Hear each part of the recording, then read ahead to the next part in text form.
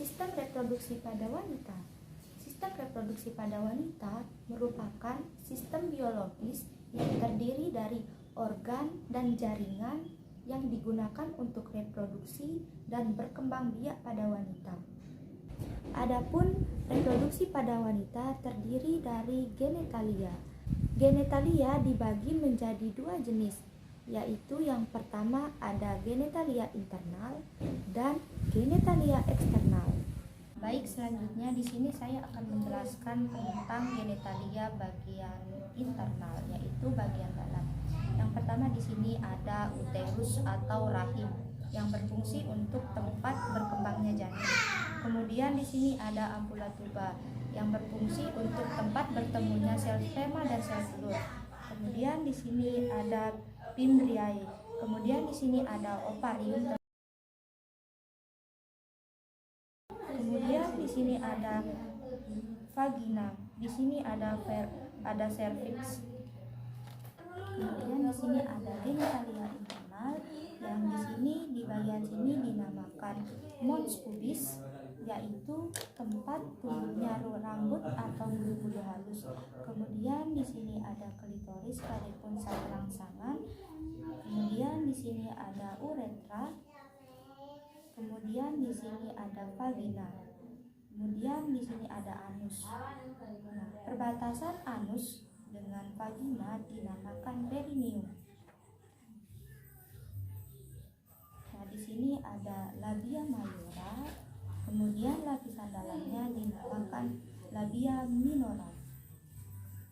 Pada genitalia eksternal terdapat dua kelenjar, yaitu kelenjar yang pertama dinamakan kelenjar Bartholin, kemudian kelenjar yang kedua yang dinamakan kelenjar Skene.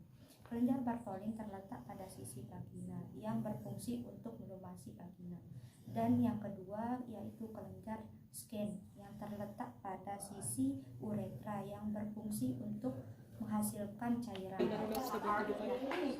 Baik, di sini saya akan menjelaskan tentang panggul atau pelvis. Panggul terdiri atas dua bagian, yaitu panggul keras dan panggul lunak.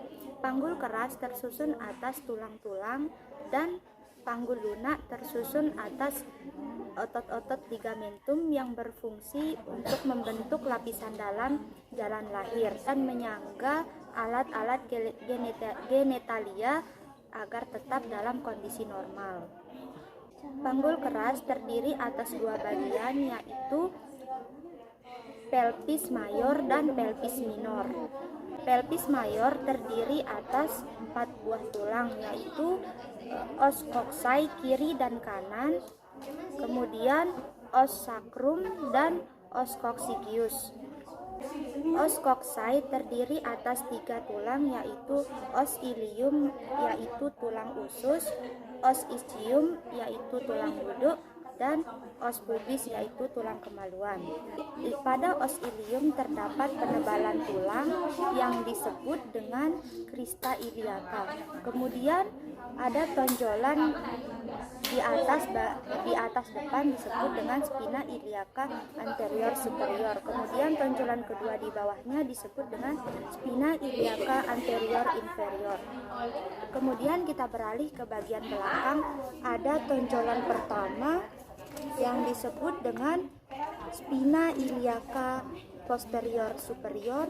Kemudian tonjolan yang kedua yang di bawahnya disebut dengan spina iliaca posterior inferior. Nah, ini terdapat garis sebagai pemisah antara pelvis mayor dan pelvis minor yang disebut dengan linea terminalis. Kemudian kita beralih ke os ischium yaitu tulang duduk. Di bagian belakang terdapat tonjolan yang disebut dengan spina ischiadicum. Spina ischiadicum ini menjadi pemisah antara incisura ischiadica mayor dan incisura ischiadica minor di bagian bawah. Kemudian di sini terdapat lubang yang disebut dengan foramen obturatum. Kemudian di sini ada yang terdapat antara os ischium ini disebut dengan arcus pubis yang membentuk segitiga.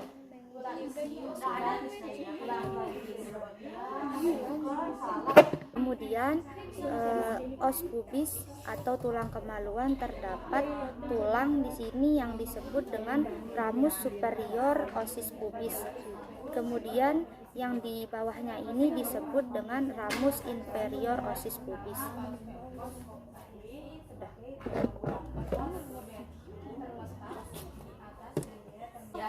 Kemudian kita beralih ke os sacrum yang terdapat pada bagian belakang, yaitu terdiri dari 5 ruas tulang. Bisa kita hitung dari atas, yaitu 1, 2, 3, 4, 5. Kemudian yang di belakangnya ini terdapat duri-duri yang disebut dengan crista sacralis.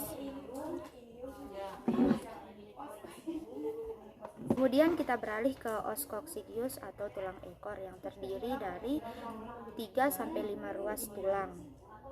Nah, ini nanti pada persalinan akan terdorong 1-2 cm. Ukuran panggul dalam terdiri atas 3 ukuran, yaitu pintu atas panggul bisa kita ukur dari tepi atas simplicis pubis, kemudian ke linea terminalis, kemudian ke promontorium. Nah, kemudian yang kedua,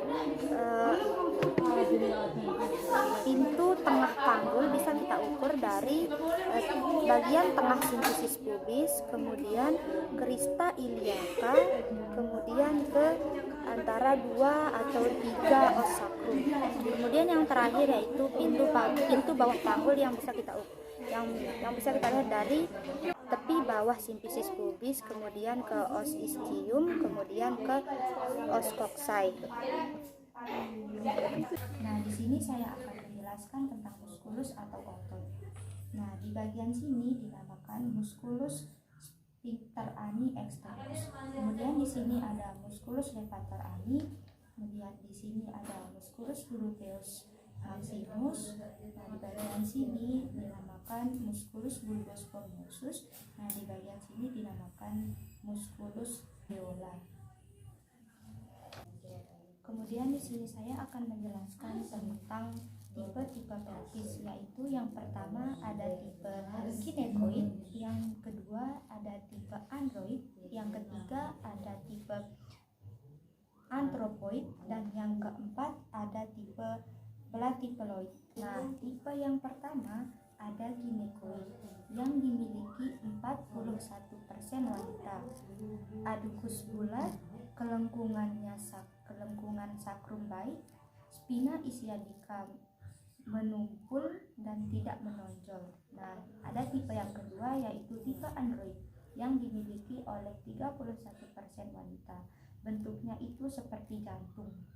Nah, tipe yang ketiga ada tipe anthropoid yang dimiliki oleh laki-laki dengan pintu atas panggul oval, sempit, memanjang, santrodorsal. Nah, kemudian yang terakhir ada tipe platypeloid. Tipe ini yang dimiliki oleh pria maupun wanita. Pintu atas panggul berbentuk elips, sumbu yang transversal.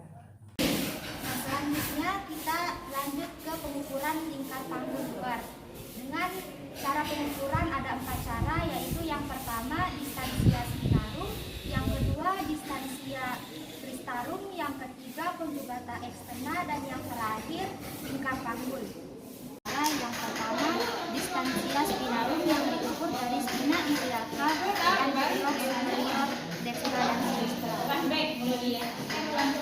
Ukuran normalnya yaitu 23 cm sampai 26 cm. Nah, pengukuran kedua yaitu distansia cristarum yang diukur dari crista iliaca anterior superior yang dengan ukuran normal yaitu 26 cm sampai dengan 29 cm.